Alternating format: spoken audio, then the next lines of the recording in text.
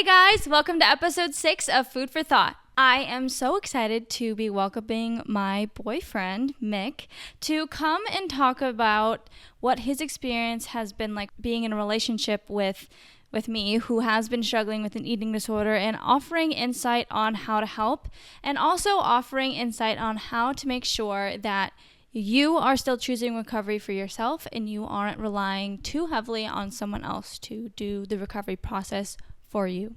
So let's welcome Mick. Thank you so much for joining.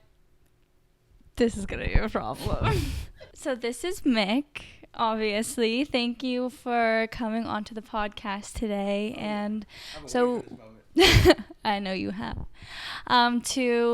Just talk about what it has been like for you, and also just providing your insight on, everything that you have been through, and then also just providing a little bit of guidance for anyone who is looking to support their partners, and for me to give you any guidance on how you can ask for help from a partner without being too dependent on them, and still making sure that you are making your progress in recovery without relying too heavily on someone else. So let's get into it. Are you ready? No. Cool. First question is just tell me, a little bit about you, what you do. Hi, my name is Ferrante. By day, I'm an Elisa Hernandez server and supporter. Wherever she needs, I am, and I've been trying to do that for 9 months. I met her because for my thesis project as a composer, I needed a soprano for my musical song. And then I saw her on a couch, and I was like, oh my God, that's the most beautiful girl I've ever seen in my life. And I proceeded to chase her down for 9 months where she didn't like me back. But after 9 months, she said, I like you now. And then we're now chill. This is our 11th month anniversary today. Isn't that crazy? Today. Yeah. And that's what I do by day. And then at night, I'm a Clash Royale demon. So that's all I am. I am a professional Clash Royale player. So yeah. How are you doing today? I'm doing okay. Bet. Yeah, so as Mick beautifully said, I have known Mick for a year and a half-ish. Almost 2 years. I've known you for 3 because I saw you 2 years before that, but you had a boyfriend, so I'm not saying anything. Shout out to my dog. We're cutting that. Cut. Just to sum it up, we have known each other for about 2 years, and 6 or 7 times. 2 years, and yeah, today is our 11-month anniversary, so we've been dating for 11 months. And in case you didn't catch it, Mick and I had been really close friends for about 9 months before we started dating. Really close. Yeah, so through that time, I think even when we were just friends, I did confide in him quite a bit about, my journey and, what I was going through. And I think having that foundation definitely helped. And then as we have been officially together and dating, it has definitely been an interesting road, and something that has been really difficult to navigate, because I think for me my biggest fear was becoming too dependent on another person to go through my recovery, because I had a previous boyfriend before Mick, and I was kind of going through recovery during then, and it was my freshman year of college, and despite doing well and not relapsing and eating healthfully and being healthy and active, as soon as we broke up, I just went downhill. And I think from then is when I realized that I was relying so much on someone else to go through recovery. So I made it my mission when I during my sophomore year and as to now, my senior year, to make sure that I wasn't reliant on someone else to get better. I wanted to get better because I wanted to get better for me.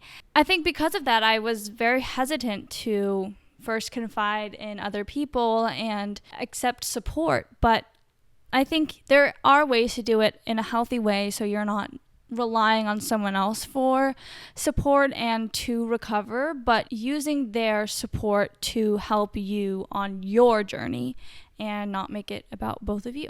So we'll get into that, and hopefully this will help you, anyone who either wants to support your partner or is looking to get support from your partner. So let's get into it. Get a partner, because that was my problem for the longest time. So, Mick, I want you to tell me a little bit about what it was like from your end, watching and hearing what I was going through, and maybe your first reaction, your first impulse, and what that whole journey was like for you. It has been a journey, figuring out what you're going through and the best way I can support you and respond to what you've been going through. And from the get-go, roommate Kaden and I, who wants to be on this podcast, noticed that you had anorexic or didn't know we had anorexic bulimic tendencies, but we knew that. Yeah, you were going through something. And then probably around 6 months into our friendship, I knew that this was more serious. And then we weren't at the level of, this goes for anybody watching that maybe doesn't have, maybe just has a friend, or maybe is in a situationship with somebody, and you have to tread the lines carefully of, how much can we vocalize our concerns and support. So I was literally, and, to this day, was always an entity that was just there to encourage you, just be happy and healthy in general. I didn't talk about or mention the eating disorder. And I talked to Andres, shout out episode 2, the boy who gave me his insight. When we were still in the situationship, we talked about how to support you. And one common theme was, we couldn't push anything about food. It was always, you do things on your terms, which are, obviously weren't healthy, but, much more than that is just being an entity that can support you. And I've noticed a trend throughout our relationship is noticing how you have on and off weeks. And through those on weeks, you try to diagnose what were those tendencies that week, that made you healthy. So trying to kind of encourage those type of weeks. And, we're still figuring out what those are. Thank you. So I know that you touched on your conversation. You cannot put your legs up. Sorry. And you have to sit up. Okay. Being there to support me. I think something you brought up, your conversation with Andres. If you haven't seen it, watch episode 2. Because we also talk about support, but on a best friend level, because he is my best friend. And something that I think you and Andres do well is just listening to me and, like you said, not pushing anything onto me, because obviously I want recovery for myself. I'm already pushing myself, and I'm already dealing with the issues and such that come with recovery, and having more people kind of like push and try and diagnose me and all of this stuff was just a lot. And I already have a therapist, I have a dietitian, nutritionist, all of that. I don't need someone else to tell me what to do. I need someone who can listen. And listening without judgment is the most important thing that you can offer someone who is going through an eating disorder and going through recovery. Doesn't matter if you guys are dating, or you guys are best friends, or you guys are acquaintances and this person wants to just open up. Being there and being a support and a helping hand is the best thing that you can do. I want to kind of redirect this conversation to us specifically being in a relationship and you being there for me a lot. So something that Mick does that I am forever grateful for is he cooks a lot for me. I hate cooking a lot. And on the flip side, Mick loves cooking. I think, I don't like cooking for a multitude of different reasons, but another reason why I don't like cooking is because it stresses me out, and anything to do with food and overanalyzing food and, constantly seeing, what is in it, it stresses me out. So it's just easier when someone makes food, has it prepared, bam, in the fridge. I can just pop it in the microwave and there's a meal. Because my sophomore year, before I had even known Mick, I already hated cooking, and I was eating like vegetables and like cold things all the time, and it's just, it's not satisfying.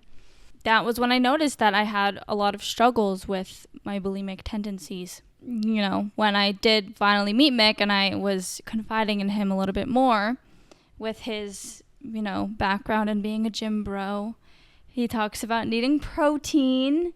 So he cooks a lot for me, and I really appreciate it because it does just take off that extra stress of needing to cook. And it's helped me a lot because, quite honestly, I hated when other people used to cook for me. So then it was like a double whammy. I hate cooking, and then I hate people cooking for myself because it was this whole thing of, oh, I don't know what you're putting into it, you know, oil and all this stuff. And I just had these weird food rules in my head. But when Mick started cooking for me, I was at a point where I was so sick and tired of being sick that I was just like, give me anything. It'll be fine. So it also introduced me to being able to eat a larger variety of foods and being comfortable with fear foods in a way. So thank you for the countless number of meals you have made me. I do have a question though. Seeing that I rely on that a little bit for food and stuff, has that stressed you out or anything? Like, how does that make you feel? Does it ever feel consuming, like knowing that I need this from you? Long and short answer, no, I'm never stressed, and that is the reason why we're dating, because I live to support you. But to address a more general point, which I think was the biggest takeaway when you're talking about like how you have a therapist and a dietitian, you kind of looking, the role for me is, just a support role. I think the biggest takeaway through, figuring out what my role is and how to best be in my position, it's kind of like my analogy that I'm thinking of in my head. It's like maybe recovery is kind of like learning a skill or achieving a goal. Like, I mean, learning an instrument and the discipline it takes maybe to have a goal at the gym. It's like it's going to be a lot. It's going to be filled with a journey with up and downs. Emotionally bad and good days.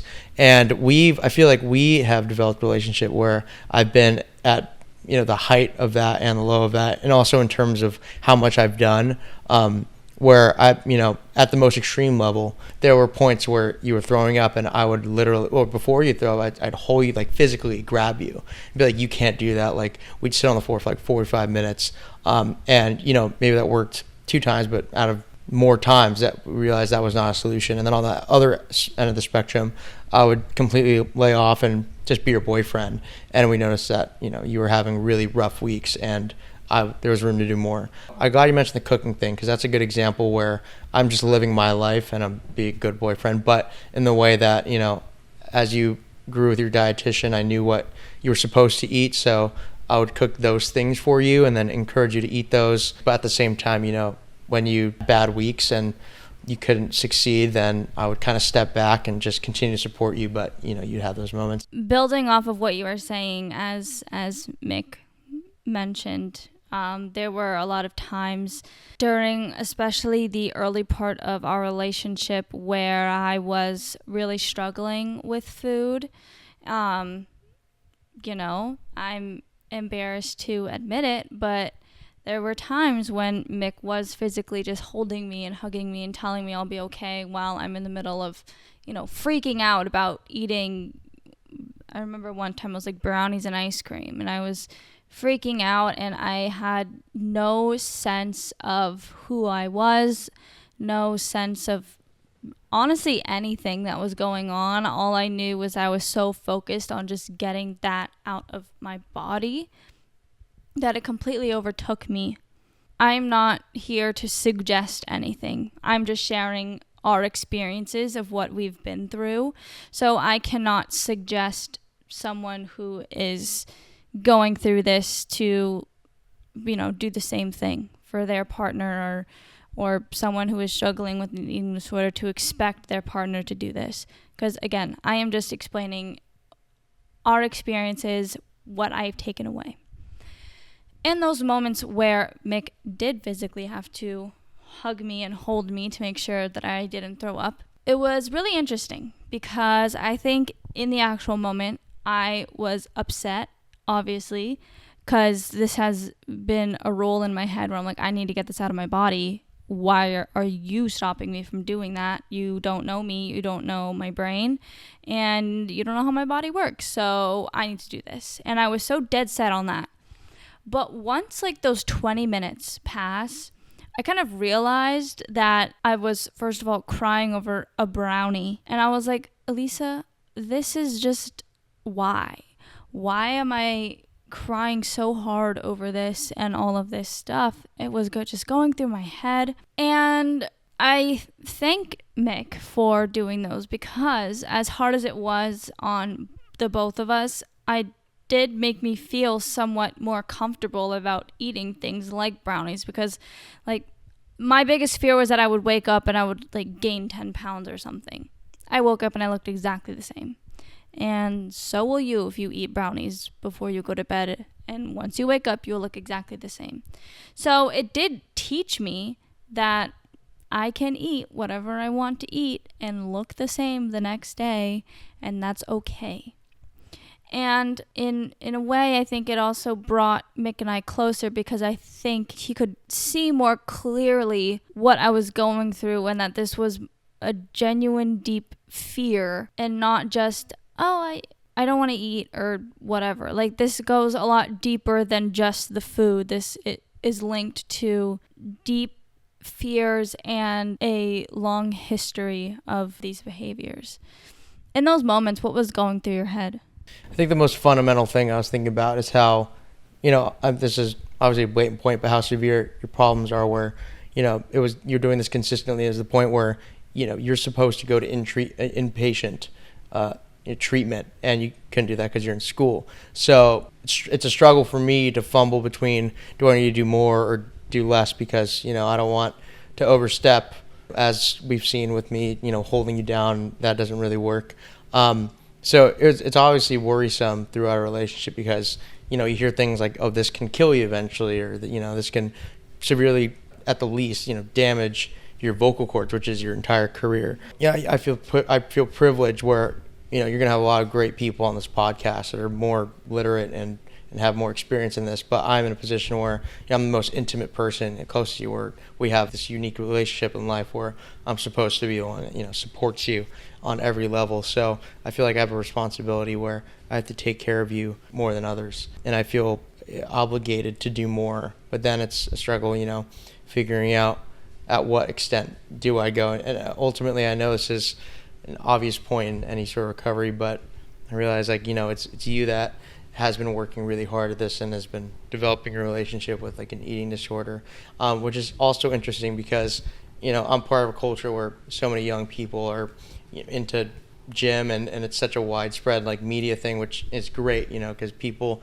obsessed with health, and being part of this culture is tricky, because on one hand, being passionate as our community does, mm-hmm.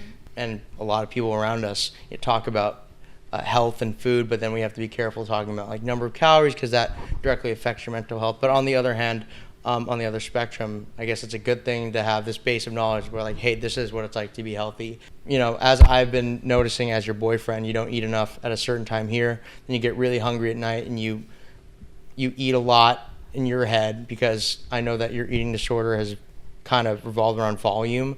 And I'm not justifying any of your eating disorder. I'm just saying from an observing standpoint, it's like when you eat a lot of volume, you think that it's too much, and then you binge. So having a background where we have like a meal plan, and your dietitian talks about a meal plan, and kind of witnessing how you go through the motions of dieting, that's been insightful. How to kind of observe your habits and kind of support your habits, so you veer away from those moments where you're triggering, mm-hmm. Your bulimic tendencies. Yeah, I think it does help that you have your background in nutrition, just from, going to the gym. And I'm a musician. I am just a dude. Yeah.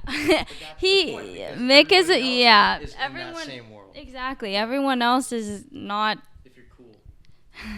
Yeah, Mick is a musician. He's a composer, Emmy-winning. Actually, thank you. So he Yeah, he's not nutritionally certified or anything like that, but he does have an idea. Sorry. But he does have an idea of how nutrition works and how food affects you, and what a meal entails, because these are basic things that I know, but I can't push myself not that I can't push myself to do it. It's hard for me to push myself to do it because of eating disorder thoughts and all of that. So it definitely helps to have someone who knows, hey, this is what a balanced meal looks like. You got a little bit of fat, you got a little bit of protein, you got a little bit of carb, you got some fruit or vegetable. Boom, done. Yeah, it helps because he puts that all together and all I have to do is eat it. So I want to touch on something else that you mentioned. I think something that has made our relationship and my recovery journey so successful in making sure that we're both on the same page about what I am feeling and things that will trigger me is through communication. So communication is by far, I think, the most important thing. If you are going to have someone on your support team that you wholeheartedly trust, it is important to be as vulnerable and as open as possible. Yes, it will be hard, and you don't have to spill all of the gory details that you just want to keep to yourself, because I know how dehumanizing eating disorders can be. It is important to voice, though, what things are triggering and what things are not, and where you might need help, because your partner can only do so much to help you if you don't tell them how you can be helped. So as something, that Mick and I had to learn over time was what my triggers were. Like we both mentioned, he goes to the gym a lot. So in society, people like to talk about macros and calories and of food and, did I hit whatever grams of protein or whatever, which great for them because that's how it works for some people. For me, it's triggering to hear. So I think it was important for me to voice that, hey, saying how many calories you're eating isn't really helpful. And I don't want to hear about it. And this is triggering for me. And if they truly love you and they truly care about you, they listen. Just like Mick listens to me. Because, yeah, it can be triggering and something to be cautious about if you are someone who wants to support your partner and you are going through all of this stuff. Yes. So I just want to add on to this topic of communication because that is like a crucial component of our relationship, because being in a relationship, communication is like the number one factor that everyone kind of develops and figures out that sweet spot so you're healthy, because it's imperative not just dealing with your eating disorder, but we're very both anxious people, and our expressing our feelings is such a fundamental part of being healthy. And tying how communication in a relationship has to do with your eating disorder, it can also go both ways where, as any gym bro has, phases of ups and downs. I often get insecure about my own body when I'm bulking, whatever, and I'm eating more. And often I get insecure about my body, obviously nowhere near the level where, there's an eating disorder and you're bulimic, but it affects my mental health just on obscurely when I'm walking around. Like that's the point where, that's not healthy. I think it's important for like both of us to be vulnerable, even though I'm on a different spectrum where, I tell you, hey, I'm not feeling good about myself, and that helps give you insight. This is a super important point because obviously this is about how to navigate eating disorders, but on a relationship standpoint, relationships are made of two people. If one person is communicating 100% and the other person feels like the other person isn't reciprocating, or the other person feels like they can't voice their struggles, that's another problem. I want to make it clear, because we are talking, in a little bit of diet culture vocabulary, which is okay. There's nothing wrong with that inherently. That whenever Mick, for example, talks about his struggles, it's a little bit different because, he doesn't have an eating disorder. So I'm able to separate myself and really listen and not think, oh my God, this is triggering for me. I just want to clear that up because sometimes I think people can think that it can be triggering, and to some people it might be, but in my own personal experience, it isn't necessarily triggering when Mick also talks about his anxieties. And it's important that you guys are able to open up to each other and talk about these things. And again, the most important thing is communication. If he is saying something that's triggering, I feel like I can tell him. And if he feels like I'm, taking over or anything, I'm sure he feels like he can tell me too. So yeah, that was a really good point, because I do want to make it clear that just because I can share what I'm feeling doesn't mean that you can't either, because everyone experiences anxieties about their body and, body image issues. They're so common for both men and women. It's important for both sides to be able to voice how they are feeling. It's just the number one thing is making sure that you guys are communicative, because there are certain things that can be triggering. So making sure that you understand the other person's triggers is important as well. I have one more point that I want to touch on, and that is codependency. So something that I mentioned at the very beginning of this podcast was I felt that I was too dependent on the other person. Pick their nose. That I was too dependent on another person to help me recover. So I made sure that I took it upon myself to want recovery and do recovery on my own. In that Mick and I got in a relationship, I was still scared that my eating disorder would become the center of our relationship, or it would take over, or I'd become too dependent on Mick to help me. So I wanted to know, on your side of things, do you ever feel, or have you ever felt like my eating disorder was like the center of our relationship, or it's just something that I deal with, you help support me through, but it's not the center of everything? What are your thoughts? That is a prominent point in the history of our relationship where, we were in a situation for 9 months. So we were in this phase where there were limits to how intimate we were in terms of just you conversing with me. You can't talk about how we're feeling with each other, because that's kind of the elephant in the room. Like, we don't talk about how we like each other. But something you did talk about towards the end of our situationship was your eating disorder. And, post that, and we were analyzing, our situation while we were dating, you were saying, you're afraid that talking about your eating disorder was, something that you relied on to be intimate with me. And that's an understandable point if that was ever like a subconscious thought, because there was limited intimacy. But as we've developed our relationship, we realized that the good weeks are when we don't have to talk about your eating disorder, because you're just happy, and how much I care about us and how much you care about yourself. Like, you don't want that in any aspect, and you could see how that could be ruining, potentially risking your life and ruining your career. And as we've explored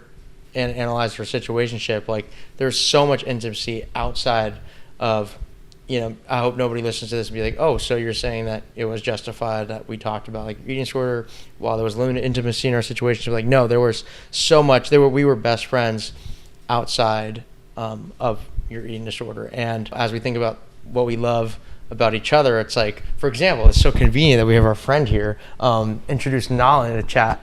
Like, this is a source of intimacy, having a cat, and that's another big subject. But right now, what can support your eating disorder? It's like having something to love like a cat. The eating disorder was such, not say it's not important, but that was in no way a necessity of our relationship. And when we talk about codependency, I know that at the end of the day, I can only support you as much as I can. And we've seen that at the most intimate level of support, me holding you down while you're trying not to throw up, that didn't work. And realizing that you're the only one that's going to come out of this recovery through your process of recovery, that like that's going to be your problem. I can only support it. So there's no codependency in terms of the eating disorder. Codependency in relationship, that's a broader subject. But our friend Nala here agrees that God, there's no way eating disorder is a necessity in our relationship, and me and Nala, are gonna fight to help support you eliminate that. Thank you. Yeah. So just as a yes or no answer, this yes or no, have you ever felt like my eating disorder was ever in the center of our relationship and the only thing that was, just there? Absolutely not. No. Okay. No. That's what I was obviously thinking. when you had really hard weeks, or like a week, like that was what we were talking about the most, but that was no way, that was not treading our relationship forward. Yeah. Like it was our relationship that was helping you get through your eating disorder. You know what I'm saying? Yes, Not the other way yes. around. Yes. As you said, there are going to be times when the eating disorder is a little bit more prominent, and you guys will be talking about it a little bit more, but that doesn't mean that it is the center of your relationship and the thing that, okay, can we put no, yeah, there we go. The thing that, is the only thing that brings you guys together. In regards to that, the most important thing is that the person who, Mick, Yep. I think in regards to that, the most important thing is that the person who is struggling with the eating disorder is taking it upon themselves to want recovery and go through recovery and do recovery. It is okay to rely on your support system, whether that be a significant other, a best friend, a parent, or anything like that. It is okay. In fact, a lot of the time it's needed to rely on someone else. Just making sure that you aren't relying on them too much to the point where you're losing sight of yourself and your want for recovery and your own initiative to do recovery, I think is the most important thing. So as we are wrapping up, I want to say thank you again for coming on and talking about this. I know that it can be scary and nerve-wracking, but I think you did a pretty good job. Thank you for having me. This has been a pleasure. I've been watching. I'm the biggest GRP fan. If you go to any of the social media posts, I am number one. Second to Mrs. Hernandez and the Alessandra Hernandez, and of course your dad, who I know is in the background, all the 5 cats. Okay. I want to thank the Academy and Andreas, my boy Andreas, and we got Megan Sullivan, all the homies watching the GRP. I know I'm gonna be on all platforms: TikTok, Instagram. Man, you should even get on Snapchat. I love this program. It's amazing. I think you already gave your thank you to the Academy speech when you won your Emmy. Yeah. Clocked. Before we wrap up, I want to ask you one more question. I love you, Nana. Yes, what is one piece of advice you would give to someone who is looking to support their partner through their eating disorder recovery, but they are unsure of how to do it? The one piece I would say to that is support. And I'm going to make the metaphor, okay, just briefly. It's like pawns supporting the bishop, capturing the enemy rook to ultimately achieve checkmate. In this case, checkmate is supporting your eating disorder. I got to support that connection to your healing. You know what I mean? Sorry. Support. That can involve, the multiple things we talked about, like supporting you in the way that I can't talk about certain things that can trigger eating disorder, or maybe educating myself a little bit more so I understand the things that you're going through, and supporting your dietitian and therapy practices and seeing what more I can do, and just running back, getting supported by his lineman. You ultimately want to score that touchdown. In that case, the touchdown to my heart, my girlfriend, whether that be your girlfriend, your friend, your homie, anybody in the world that you care about that has an eating disorder. We're all here to support you. Touchdown. Check me. Thank you. Always have to put in the football references. It's not about football. It's about the metaphor, baby. Okay. Thank you so much for joining me today. Hey, GRP for the win. Oh, yeah. Thank you again, Mick, for joining us today and sharing about your experiences. And yeah, it was really great to offer a little bit more insight and advice on how to be a good supporter from the relationship standpoint, but also how you can still maintain your sense of individuality, independence through your own recovery while receiving support from someone else. Because the line between being too dependent on someone else and choosing recovery for yourself can be very thin and very easy to cross. So thank you again for joining me today. I would really appreciate it if you liked, followed, commented, shared this podcast, and followed the Instagram and TikTok at Green Room Recovery Project. I post a lot of educational content, funny content, and all of that, so I would love to see your follow. I'll see you again in 2 weeks for our next episode. Bye!